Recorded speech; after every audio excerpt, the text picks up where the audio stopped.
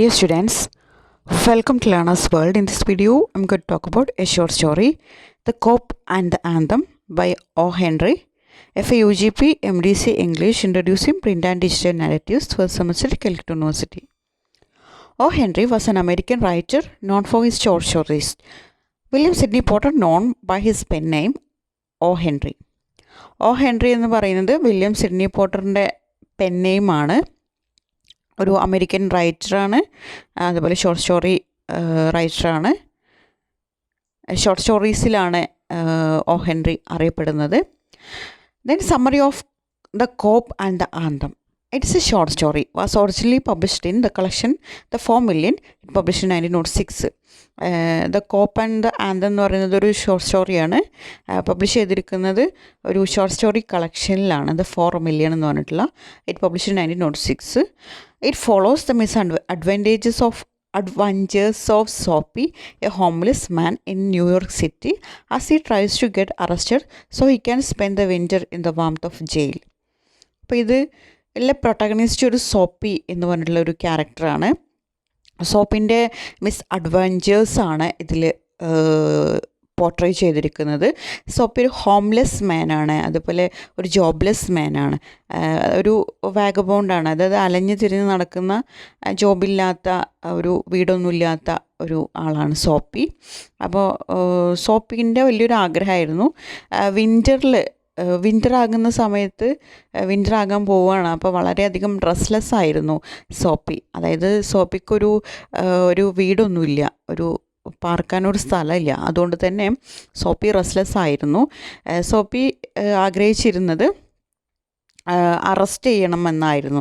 തന്നെ അറസ്റ്റ് ചെയ്യുന്ന സമയത്ത് ജയിലിൽ വാംത്തായിട്ടുള്ള ജയിലായിരിക്കും, അവിടെ സുരക്ഷിതമായിരിക്കും, അവിടെ വിൻ്റർ ടൈം അവിടെ സ്പെൻഡ് ചെയ്യാം എന്നായിരുന്നു soapy ആഗ്രഹിച്ചിരുന്നത്. This short story, which is told from the third-person omniscient perspective, chronicles the adventures and misfortunes of a homeless man named Soapy.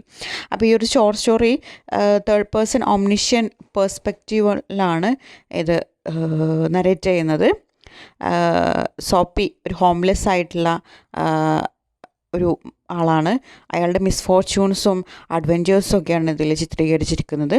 It is a humorous story. ഇതൊരു humorous സ്റ്റോറിയാണ്. Soapy the vagabond was looking in search of shelter in winters. Soapy ഒരു വീട് homeless ആയിട്ടുള്ള അലഞ്ഞു തിരിഞ്ഞ് നടക്കുന്ന ഒരാളാണ്. അപ്പോൾ അയാൾ വിൻ്ററിൽ ഒരു ഷെൽട്ടർ സെർച്ച് ചെയ്തുകൊണ്ടിരിക്കുകയാണ്. He was a jobless and homeless man. അപ്പോൾ വീടും ജോലിയൊന്നും ഇല്ലാത്ത ഒരാളായിരുന്നു. Soapy became restless due to the approaching winters. അപ്പോൾ വിൻ്റർ വരാൻ പോവുകയാണ്. അപ്പോൾ ആ ഒരു കാര്യത്തിൽ സോപ്പി വളരെയധികം റെസ്റ്റ്ലെസ് ആയിരുന്നു. Soapy wanted shelter and the Blackwell Island prison came to his mind. അപ്പോൾ സോപ്പിക്ക് ഈ ഒരു വിൻ്ററിൽ തങ്ങാനൊരു ഷെൽട്ടർ വേണം, ഒരു പാർപ്പിടം വേണം. അപ്പോൾ സോപ്പിൻ്റെ മൈൻഡിൽ വന്നത് ബ്ലാക്ക്വെൽ ഐലൻഡ് പ്രിസൺ ആയിരുന്നു. അത് നല്ല വാംത്തായിട്ടുള്ള ഒരു അറ്റ്മോസ്ഫിയറാണ്. അതുകൊണ്ട് തന്നെ വിൻ്റർ കഴിയോളം അവിടെ സ്പെൻഡ് ചെയ്യാം എന്നാണ് സോപ്പിയുടെ മനസ്സിൽ. കോൺസിക്വൻ്റ്ലി ഈ try to get arrested for the winter season duration. അപ്പോൾ അദ്ദേഹം അറസ്റ്റ് ചെയ്യണമല്ലോ, എന്നാലല്ലേ ഇപ്പോൾ ജയിലിൽ പോകാൻ പറ്റുള്ളൂ. അപ്പോൾ അതിനുള്ള കാര്യങ്ങളൊക്കെ ചെയ്യാൻ തുടങ്ങി. വിൻ്റർ സീസണിൻ്റെ ഡ്യൂറേഷനിൽ ജയിലിൽ കിടക്കണം. His first plan was to eat at a good restaurant and refuse to pay. അപ്പോൾ അദ്ദേഹത്തിൻ്റെ ആദ്യത്തെ പ്ലാന് നല്ലൊരു റെസ്റ്റോറൻറ്റിൽ ഫുഡ് കഴിക്കുക, എന്നിട്ട് പൈസ കൊടുക്കാതിരിക്കുക എന്നുള്ളതായിരുന്നു. അപ്പോൾ അങ്ങനെ ചെയ്തു കഴിഞ്ഞാൽ ആ റെസ്റ്റോറൻറ്റിൻ്റെ ഉടമ പോലീസിനെ വിളിക്കുകയും അങ്ങനെ സോപ്പിനെ അറസ്റ്റ് ചെയ്യും എന്നുള്ള ഒരു ഉദ്ദേശമായിരുന്നു. He came to a good restaurant but the head waiter forced him out due to his broken old shoes.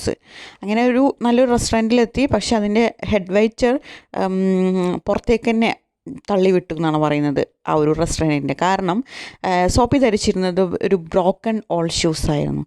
Soapy then went to another restaurant and said he had no money. അങ്ങനെ Soapy എന്ത് ചെയ്തു, വേറൊരു റെസ്റ്റോറൻറ്റിൽ പോയി എന്നിട്ട് പറഞ്ഞു എൻ്റെ കയ്യിൽ ക്യാഷ് ഇല്ല. His arrest didn't take place. പക്ഷെ അവിടെയും സോപ്പിനെ അറസ്റ്റ് ഒന്നും ചെയ്തില്ല. His other attempt also ended in failure. അങ്ങനെ വേറൊരു അറ്റംപ്റ്റും കൂടെ നടത്തി, അതും പരാജയമായിരുന്നു. Childhood thoughts made soapy realise his mistake. അങ്ങനെ കുട്ടിക്കാലത്തെ ചിന്തകൾ സോപ്പിൻ്റെ മനസ്സിലേക്ക് വരാൻ തുടങ്ങി. അത് തൻ്റെ ആ ഒരു മിസ്റ്റേക്ക് റിയലൈസ് ചെയ്തു ആ ഒരു തോട്ട്സ് എന്നാണ് പറയുന്നത്, ചൈൽഡ്ഹുഡ് തോട്ട്സ്. സോപ്പിൻ്റെ മിസ്റ്റേക്സുകൾ റിയലൈസ് ചെയ്തു. Soapy then decided to live a life of dignity but soon got arrested by a copper.